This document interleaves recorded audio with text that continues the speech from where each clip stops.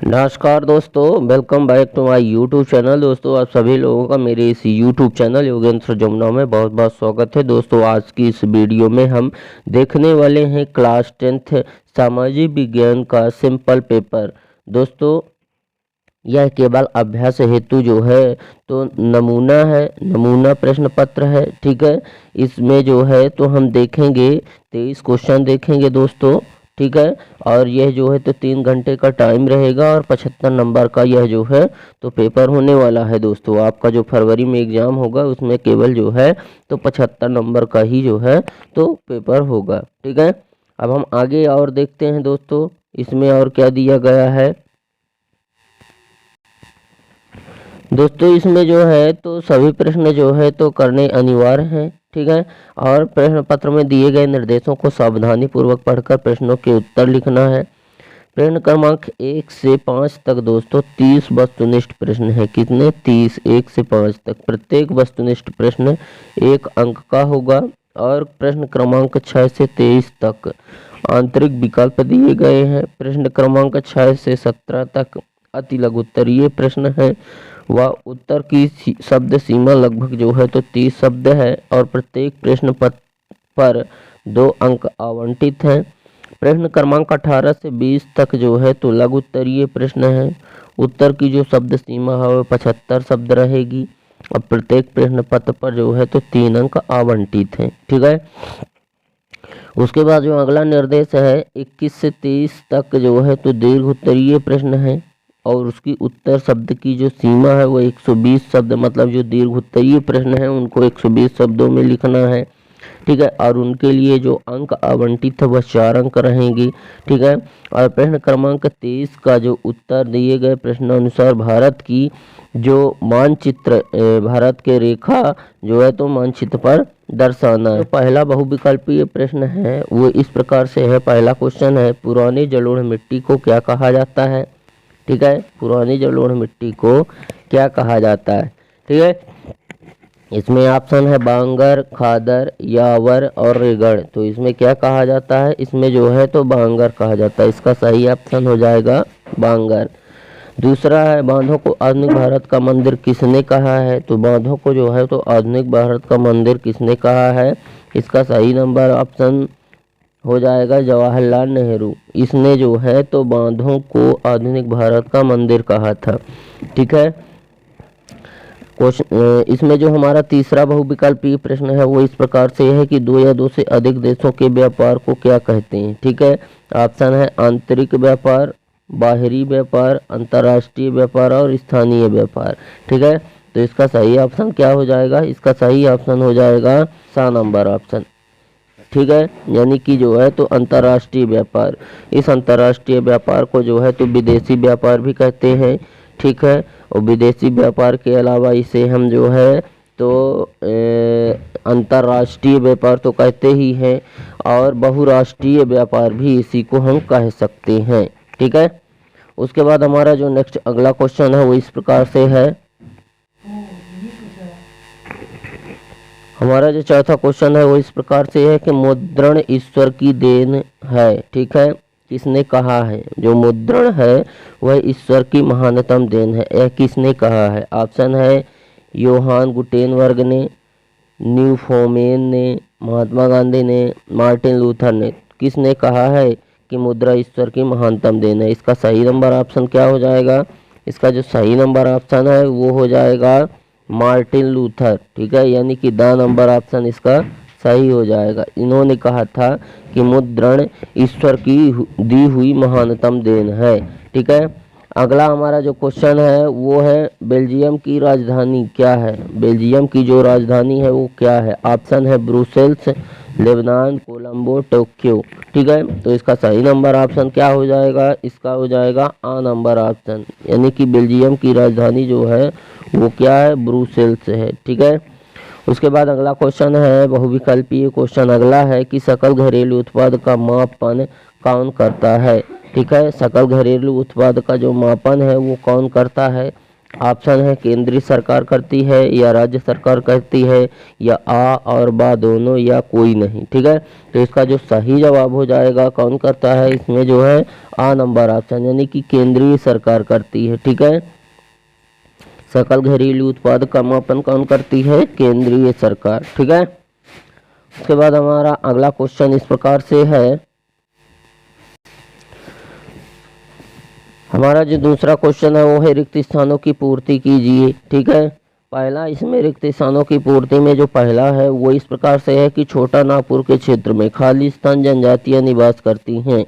ठीक है दोस्तों, ये जो 2 नंबर क्वेश्चन है वो पर खाली स्थान के लिए 1 अंक निर्धारित है, 6 खाली स्थान है, 6 नंबर इसमें मिलेंगे। ठीक है, तो इसमें जो है तो पहला हमारा क्वेश्चन है कि छोटा नागपुर के क्षेत्र में कौन सी जनजातियां निवास करती हैं, तो कौन सी जनजातियां हो जाएंगी इसमें जो है तो मुंडा, उरांव, क्या क्या मुंडा जनजाति, उरांव जनजाति। ठीक है, और मुंडा, उरांव, संथाल जनजाति, संथाल के बाद हो जाएगा हो आदि तरह की जो है तो और इसमें हो जाएगी भूमिज, खड़िया, गोंड, घासी। ठीक है, इस तरह की जनजातियां निवास करती हैं छोटा नागपुर के पठार में। ठीक है, हमारा अगला क्वेश्चन है कि जल परिवहन देश का सबसे कैसा परिवहन है, तो सबसे जो है तो कैसा परिवहन हो जाएगा, सस्ता परिवहन हो जाएगा। कैसा परिवहन हो जाएगा, सस्ता। जल परिवहन देश का सबसे सस्ता परिवहन है। कैसा परिवहन है, सस्ता परिवहन। और विश्वव्यापी आर्थिक मंदी किस वर्ष में आई थी, दोस्तों यह 1929 से 1929 से, ठीक है, 1929 से 1939 तक थी, यानी कि 10 वर्ष। ठीक है, तो विश्वव्यापी आर्थिक मंदी किस वर्ष में आई थी, तो हो जाएगा ये 1929 में आई थी। कब आई थी, 1929 में आई थी। ठीक है, और श्रीलंका में सर्वाधिक किस धर्म के लोग रहते हैं, तो इसमें जो है तो हो जाएगा बौद्ध धर्म के लोग। किस धर्म के लोग हो जाएगा, बौद्ध धर्म के लोग हो जाएगा, बौद्ध। ठीक है, किस धर्म के लोग हो जाएगा, बौद्ध धर्म के लोग। हमारा अगला क्वेश्चन है भारत के प्रथम वित्त मंत्री कौन थे, विधि मंत्री। ठीक है, भारत के प्रथम विधि मंत्री कौन थे, तो B.R. अम्बेडकर थे। कौन थे, B.R. अम्बेडकर।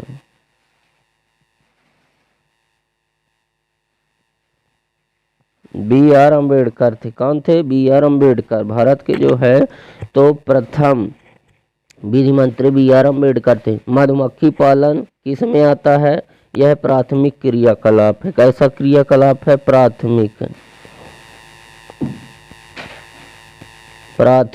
क्रियाकलाप है, प्राथमिक क्रियाकलाप में आएगा।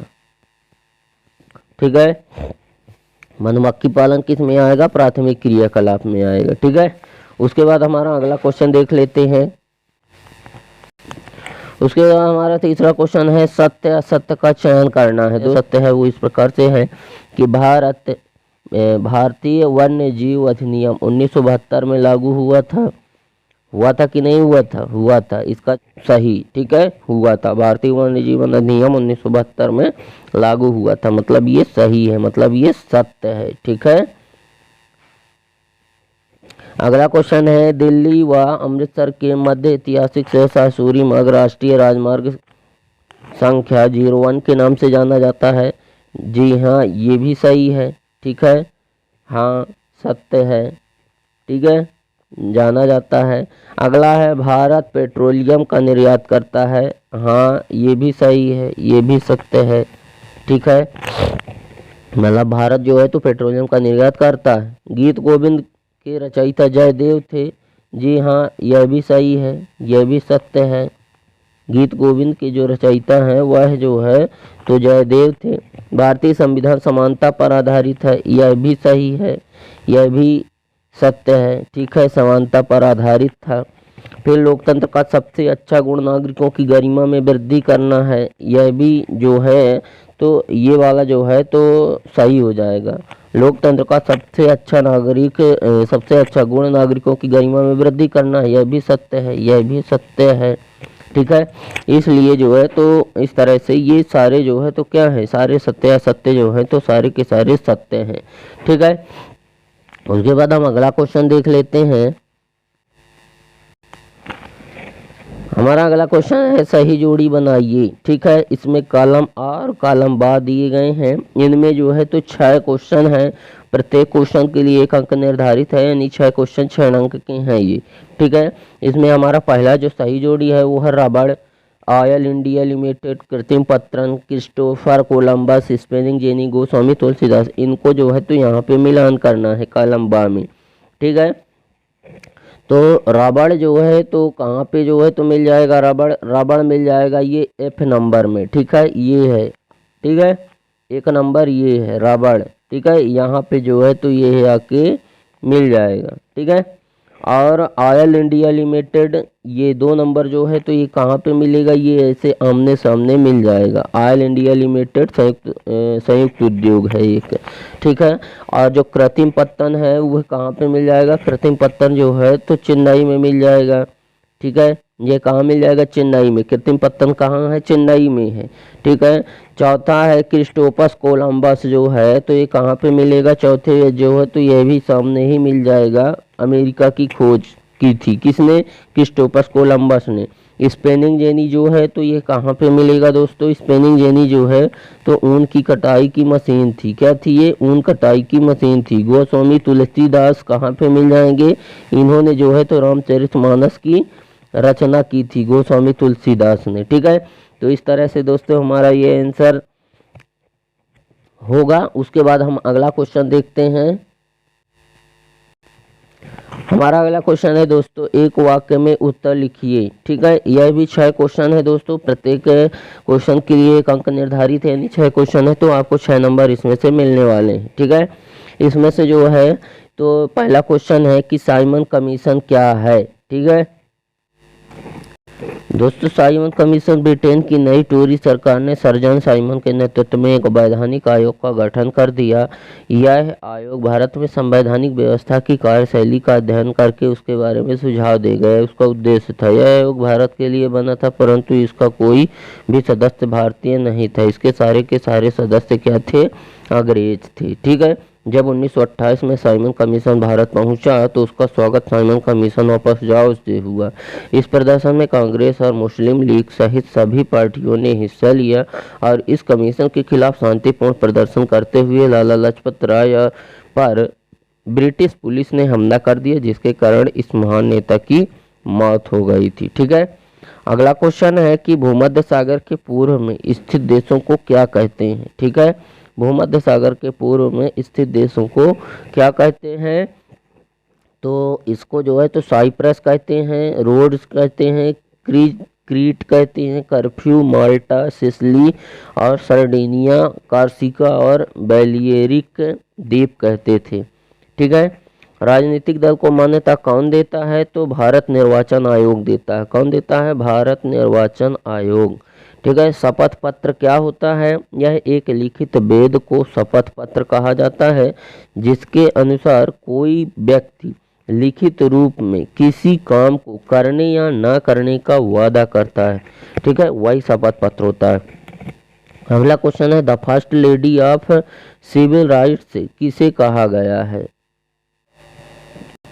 The first lady of civil rights किसे कहा गया है, तो रोजा लुइज मकाली पार्क्स को जो है तो कहा गया है, क्योंकि इन्होंने संयुक्त राज्य अमेरिका की कांग्रेस ने the first lady of civil rights और the mother of the freedom movement नामों से इन्हें ही पुकारा जाता था, ठीक है। उसके बाद है अर्थव्यवस्था को कितने क्षेत्रकों में विभाजित किया गया है, ठीक है।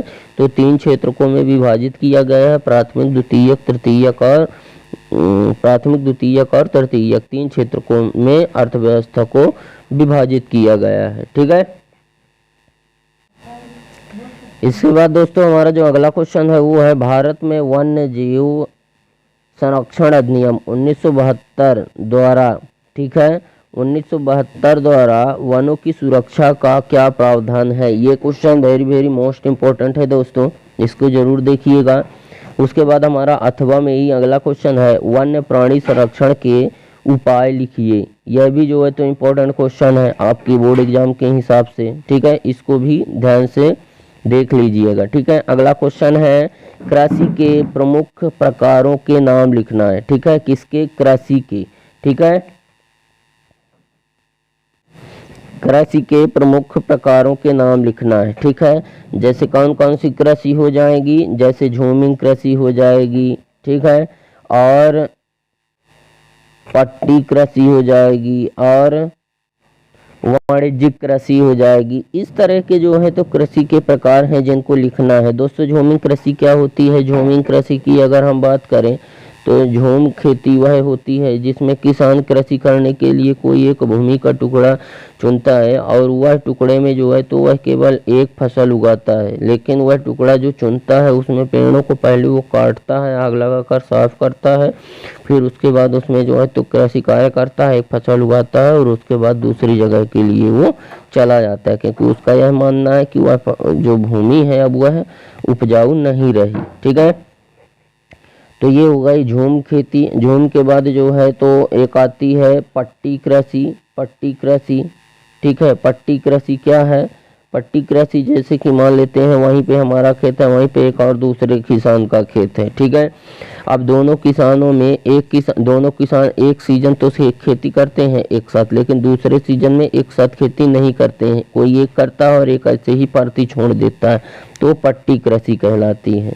ठीक है, उसके बाद जो है तो स्थानांतरित कृषि। स्थानांतरित कृषि भूमि का कोई एक टुकड़ा चुनेगा और उसमें कृषि करेगा, फसलें उगाएगा और उसके बाद जो है तो वह जो है तो अगली जगह के लिए पलायन कर जाएगा।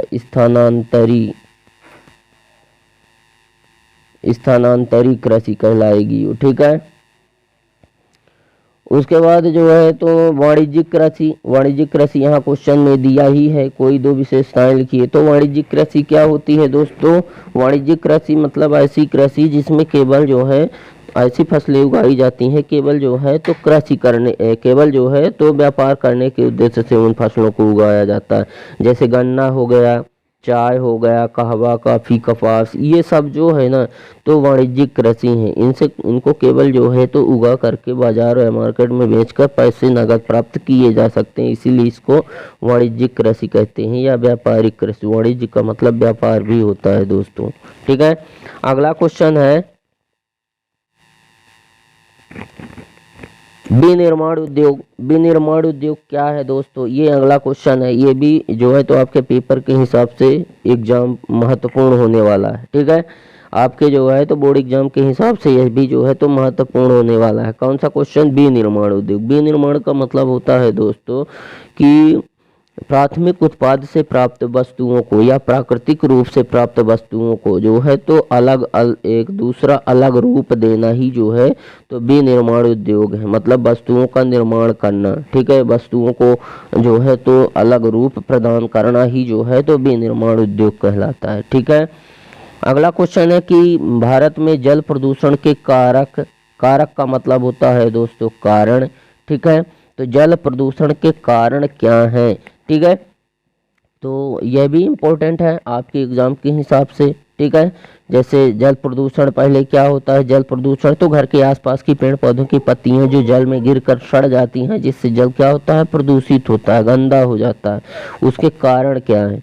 जैसे कि जो आपके इधर आसपास जो तालाब होंगे है ना और नाले होंगे, वहाँ पे जो है तो मवेशियों को ले जाकर नहला देते हैं, जिसकी वजह से जल क्या होता है? प्रदूषण होता है। तो भारत में जल प्रदूषण का पहला कारण यही है।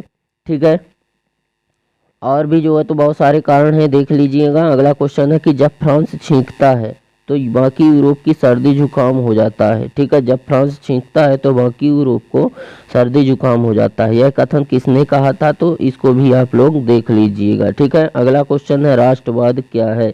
यह भी इम्पोर्टेंट है आपके एग्जाम के हिसाब से। ठीक है, राष्ट्रवाद यानी कि देश के लिए। ठीक है, राष्ट्र का यानी देश, वाद का यानी कि राष्ट्र को मानने वाले लोग, तो वही हो जाएंगे राष्ट्रवादी लोग। तो राष्ट्रवाद क्या है उसके बारे में बताना है। ठीक है, अगला क्वेश्चन देखते हैं। अगला क्वेश्चन है रॉलेट एक्ट से आप क्या समझते हैं। रॉलेट एक्ट, ठीक है, यह क्या है रॉलेट एक्ट। ठीक है दोस्तों, जो है रॉलेट एक्ट था ये भारतीयों के खिलाफ एक ऐसा जो है तो एक तरह से जो है तो काला कानून था जो अंग्रेजों के द्वारा लागू किया गया था और बहुत ही जल्दबाजी में लागू कर दिया गया था। इसीलिए भारत के सभी लोग जो है तो इसका विरोध कर रहे थे। ठीक है, क्योंकि इसके द्वारा ऐसे जो है तो अंग्रेजों को ऐसा अधिकार मिल गया था कि वह केवल शक के आधार पर भारतीयों को गिरफ्तार कर और उनको 2 साल तक के लिए जेल में डालने का अधिकार था। 2 साल तक वो जेल में डाल सकते थे उनको बिना जो है तो कोई अपराधी साबित हुए बिना। ठीक है, इसीलिए भारतीय लोग जो है तो इसका विरोध कर रहे थे। दांडी यात्रा का क्या उद्देश्य था। दांडी यात्रा का जो है तो उद्देश्य लिखना है। अगला क्वेश्चन है। ठीक है, इसका उद्देश्य था कि गांधी जी ने देश को एकजुट करने के लिए नमक को शक्तिशाली प्रतीक माना था और 31 जनवरी 1930 को उन्होंने वायसराय इरविन को एक खत लिखा। इस खत में उन्होंने 11 मांगों का उल्लेख किया था। उनमें कुछ मांगें असाधारण थी तथा कुछ मांगें उद्योगपतियों से लेकर किसानों की थी, लेकिन गांधी जी ने मांगों के द्वारा समाज के सभी वर्गों को साथ जोड़ना चाहते थे जिससे सभी उनके अभियान में शामिल हो सकें। इसमें सबसे महत्वपूर्ण नमक कर को समाप्त करने से संबंधित थी। नमक का इस्तेमाल सभी लोग कर रहे थे, यह भोजन का अभिन्न अंग भी था। नमक कर और उसके उत्पादन पर सरकारी अंकुश को महात्मा गांधी ने ब्रिटिश शासन को सबसे दमनकारी पहलू बताया था। इसीलिए उन्होंने दांडी मार्च शुरू किया था। दांडी यात्रा, दांडी मार्च जिसे कहते हैं, इसे नमक सत्याग्रह भी बोलते हैं। ठीक है, उसके बाद अगला क्वेश्चन है कारण ला क्या था। ठीक है, कारण ला क्या था, उन्हें पारित कैसे किया गया, क्यों किया गया था कारण ला एक जो है तो कानून था जो कि जो है तो मतलब जो है तो किसानों के द्वारा दबाव डालकर अंग्रेज सरकार से लगवाया गया था। इसलिए क्योंकि यहाँ के जो है तो बहुत सारे जो लोग थे, किसान बहुत सारे जो लोग थे वो जो है तो विदेश से प्राप्त वस्तुओं का जो है तो इस्तेमाल करते थे और अपने यहाँ उत्पादित वस्तुओं का इस्तेमाल नहीं करते थे। इसीलिए उन्होंने कानला कानून लगवाया था जिसके द्वारा विदेश से प्राप्त कोई विदेश से जो है तो वस्तुओं का आयात ही बंद कर दिया गया उस कानून के तहत। ठीक है वही था कानला कानून। ठीक है, अगला है ब्रिटेन में भोजन की बढ़ती मांग को पूरा करने के लिए उठाए गए कदमों को उल्लेख कीजिए। यह भी जो है तो महत्वपूर्ण है। अगला क्वेश्चन है स्टेपलर फुलर का क्या अर्थ है, इसको भी याद कर लीजिएगा ध्यान से, यह भी इम्पोर्टेंट क्वेश्चन है। ठीक है, अगला हम देखते हैं। अगला क्वेश्चन है दोस्तों कि स्टेपलर फुलर क्या है, इसको भी देख लीजिएगा। अगला क्वेश्चन देख लेते हैं हम। अगला है स्पेनिंग जेनी क्या है। यह एक जो है तो टेक्निकल मशीन थी। ठीक है, स्पेनिंग जेनी क्या थी, यह एक टेक्निकल मशीन थी। यह एक टेक्निकल मशीन थी जिसका आविष्कार जो है तो जेम्स हारग्रीव्स ने 1764 में किया था। इस मशीन में से जो है तो कताई बिनाई का काम किया जाता था। ठीक है, इसके आने से बहुत सारे मजदूरों की जो मांग है वह कंपनी में घटने लगी थी। इसीलिए बहुत सारे लोग ने इनका जो है तो क्या किया था, विरोध किया था।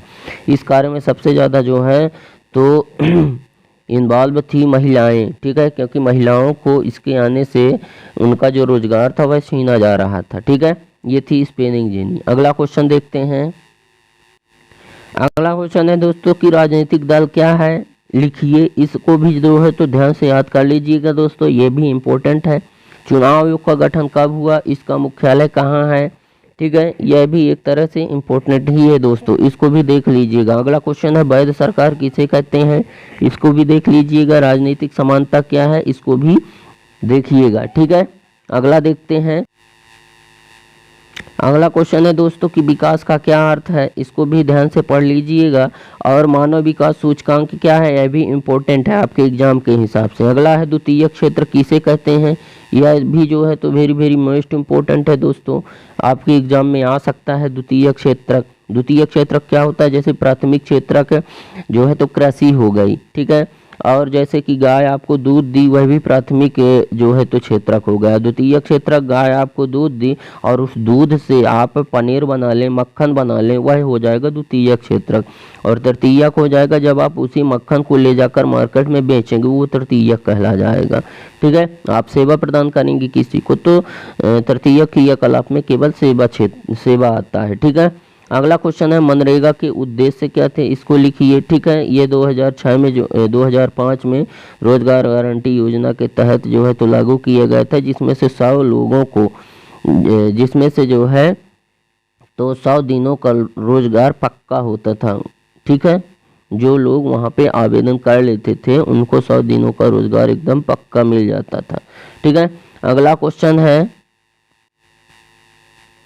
Question very very most important question है दोस्तों, वैश्वीकरण का अर्थ समझाइए एवं विशेषताएं लिखिए। वैश्वीकरण का अर्थ होता है दोस्तों विश्व का बढ़ जाना, विश्व का विकास। दोस्तों किसी भी शब्द में अगर करण लग गया ना तो इसका मतलब यही होता है कि उसके विकास से है, उसके बढ़ाव से, उसके विस्तार से है उसका मतलब, ठीक है। और वैश्वीकरण का मतलब जैसे दोस्तों एक देश से दूसरे देश में कोई व्यक्ति जो है तो व्यापार करने के लिए जा रहा है या अपनी वस्तुओं को जो है तो बेचने के लिए जा रहा है, रोजगार प्राप्ति के लिए जा रहा है या घूमने के लिए जा रहा है, तो जो ये आना जाना कर रहा है ना, इससे क्या लगने लगा है उसको कि हमारे देश और उस देश में कोई अंतर ही नहीं है, एकदम जो है तो पास में ही तो है। ऐसे में क्या हो जाता है कि विश्व का विकास होता है, उसका विस्तार होता है, उसी को हम वैश्वीकरण कहते हैं, ठीक है। अगला क्वेश्चन है जैसे बहुराष्ट्रीय कंपनियां किस प्रकार जो है तो वैश्वीकरण में सहयोग कर रही हैं, मतलब जो विदेशी कंपनियां हैं वे विश्व के बढ़ोतरी में, विश्व के विकास में किस तरह योगदान कर रहे हैं। जैसे कि बहुराष्ट्रीय कंपनी यानी विदेशी कंपनी, तो विदेश का कोई व्यक्ति हमारे देश में आकर व्यापार करेगा और हमारे देश का कोई व्यक्ति वहाँ पे जाके व्यापार करेगा विदेश में, तो ऐसे में क्या होगा, वैश्वीकरण होगा, ठीक है। और वैश्वीकरण करने में सहायता मिल रही है, ठीक है। अगला क्वेश्चन है लैटेराइट मृदा की कोई 4 विशेषता बताना है, इसको भी देख लीजिएगा। संसाधन नियोजन क्यों आवश्यक है, यह भी महत्वपूर्ण है दोस्तों। संसाधन क्या होता है, कोई एक वस्तु है, ठीक है, जो है तो हमारी आवश्यक जरूरतों को पूरा करती है, और वह वस्तु जो है वह उपयोगी और मूल्यवान है, और उसे उपयोगी और मूल्यवान मानव ने बनाया है, ठीक है। अगर मानव नहीं होता तो कोई भी वस्तु संसाधन नहीं होती, क्योंकि वह उपयोगी और मूल्यवान नहीं होती, ठीक है। इसको भी देख लीजिएगा। अगला क्वेश्चन देखते हैं। अगला क्वेश्चन है दोस्तों जो है तो परिवहन के साधन क्या हैं एवं संचार साधनों में अंतर बताना है। परिवहन के साधन, परिवहन का मतलब होता है एक स्थान से दूसरे स्थान पर जिनके माध्यम से हम आएंगे जाएंगे वही होते हैं परिवहन, ठीक है। जैसे जो है तो परिवहन के साधन जैसे कि बस, ट्रक और जो है तो ट्रेन, एरोप्लेन, ठीक है, 2 व्हीलर, बाईसाइकिल, ठीक है, और 4 व्हीलर, ये सब जो है तो क्या है, परिवहन के साधन है। और संचार के साधन जैसे टेलीफोन, टेलीविज़न, ठीक है, और जो है तो मोबाइल फ़ोन, ये संचार के साधन है। अगला है वायु परिवहन का जो महत्व है उसके बारे में बताना है। जो एरोप्लेन जो उड़ता है, हवाई जहाज उड़ रही है, ठीक है, तो वो क्या है, वे वायु परिवहन के साधन हैं। उन वायु परिवहन का क्या महत्व है उसके बारे में बताना है, ठीक है। इसको भी ध्यान से देख लीजिएगा। अगला क्वेश्चन देखते हैं। अगला क्वेश्चन है दोस्तों कि विदेशी जो है तो निवेश को बढ़ाने के लिए, निवेश का मतलब होता है पैसे को इन्वेस्ट कर देना। भारतीय सरकार ने जो कदम उठाए हैं कहाँ तक उचित है, मतलब विदेशी निवेश को, ठीक है। विदेशी निवेश यानी कि जो है तो विदेश का कोई व्यक्ति हमारे यहाँ आ करके पैसे को निवेश करता है, इन्वेस्ट करता है, कारखाने लगाता है, उसको बढ़ाने के लिए, उसके कारखाने का विकास करने के लिए भारतीय सरकार ने जो कदम उठाए हैं वो कहाँ तक उचित है, ये चीज़ बताना है। अगला है विदेशी व्यापार से आप क्या समझते हैं, उदाहरण देकर लिखिए। विदेशी व्यापार क्या होता है दोस्तों, यहाँ से हम जा करके विदेश में व्यापार करें, वो है विदेशी व्यापार, ठीक है।